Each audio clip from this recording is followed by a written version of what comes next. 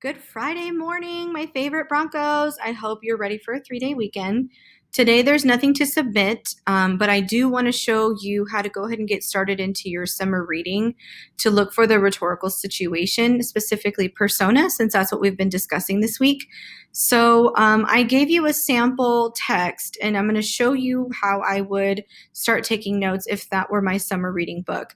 I'm not giving you an entire novel or text because we have not shared that together, but I wanted to give you something a little bit more familiar.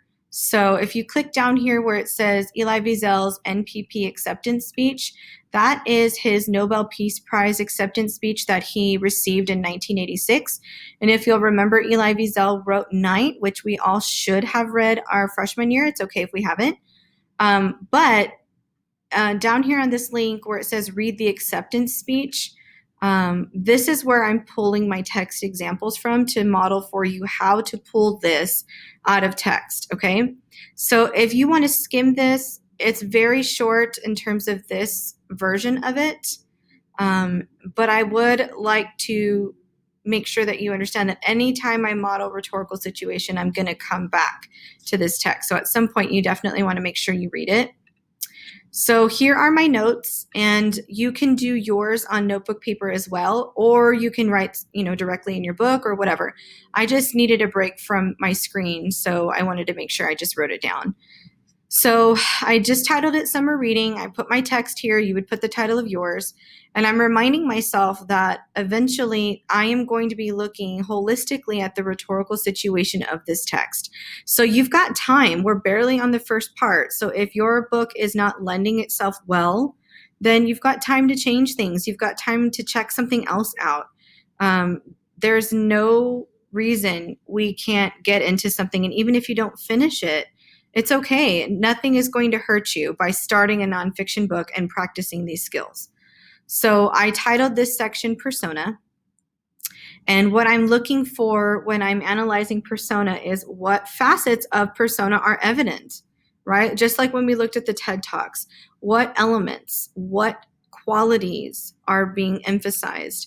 And then how does the author expect to be perceived, or subject, right? How does the author expect that subject to be perceived, or the subjects in the book, right? There's obviously, especially if it's nonfiction, the author is the credible source, if you will, and they're making intentional choices based on persona, whether they're personal stories, whether if they're discussing somebody, like if it's biographical, they're making intentional choices on what they exemplify of that person, and of themselves as a writer. So just consider that. There's no right or wrong way to do this right now. I just want us to make sure we're finding qualities and attaching those to text examples. So for Eli's speech, I put that he's humble. He says, I think in the beginning of the excerpt, that he accepts with a profound sense of humility. He also extends that and talks about, I am not a speaker for the dead, but I am nobody special. I just have a voice and I'm choosing to use it and hoping the world joins me, right? Essentially. He's Jewish, and he, at the beginning, if you watch his video, he gives a Jewish prayer. He does mention specifically that's kind of his exigence. That's how he started into looking at, everything that happened in his experience throughout the Holocaust. He's a champion or protector of human rights. Think about the situation of a Nobel Peace Prize. That's the purpose of that particular award. But he also gives specific references beyond just the Holocaust in his speech. He's nonviolent. And you'll notice all of these are text examples that I pulled specifically from that transcript. He's a man of faith. He's a man of action. And because we've also been talking about identity markers associated with persona, I pulled religion and nationality because those are the main purposes behind this particular text and his experience that is reflected within my examples.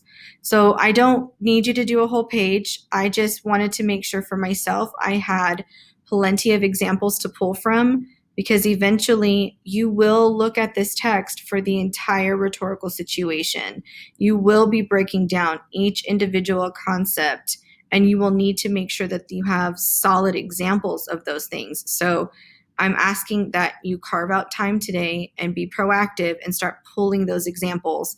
Then you'll have time before the entire culminating analysis is due to be asking me questions as we go, to be sharing examples with me so that I can guide you in the right direction.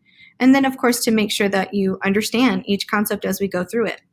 So that's all we're doing today, okay? If you put your persona project information away yesterday, bring it out today, and before you go into the weekend, understand the descriptors of that rubric. Understand what it is exactly you're supposed to be doing in that persona project, because if you wait until next Wednesday to ask me, you're putting yourself in a position to become stressed with time constraints and anticipate your workload next week. So again, take that information with what you will, but I'm here for you if you have questions and if you need help with anything in terms of your summer reading text. Okay? Have a great 3-day weekend, Broncos, and I will see you on Monday.